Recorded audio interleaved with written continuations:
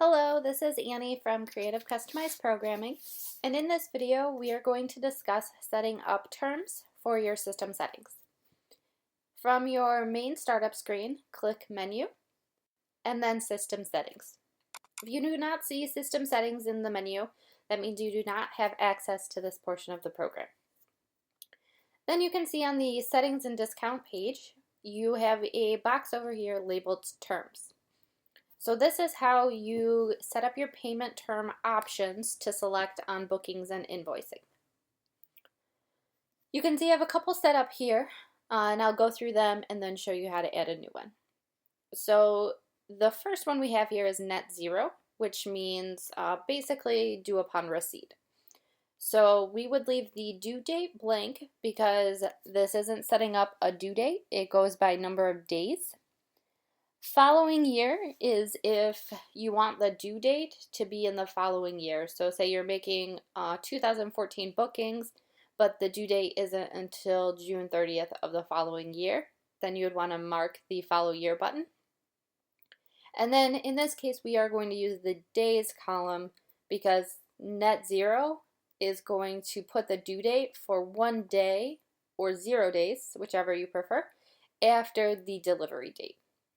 So in this case, net 30 gives them 30 days from the delivery date to pay that invoice.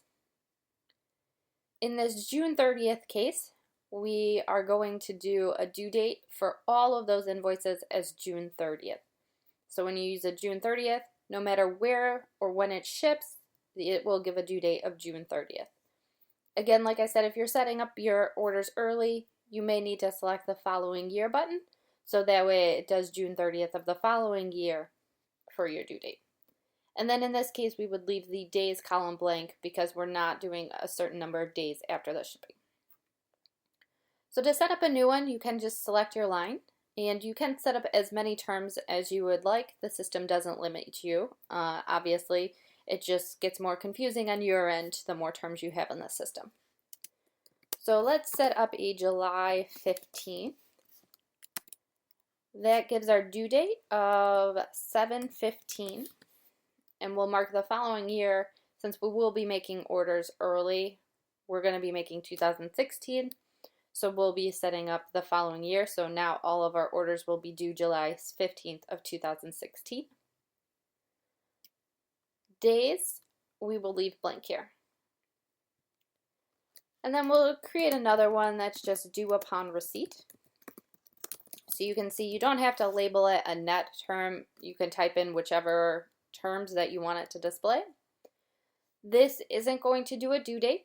We're going to do it as 1 day after the delivery date. So as you can see, it's really easy to set up new terms. You will always have a blank line under the last line you have set up in the system.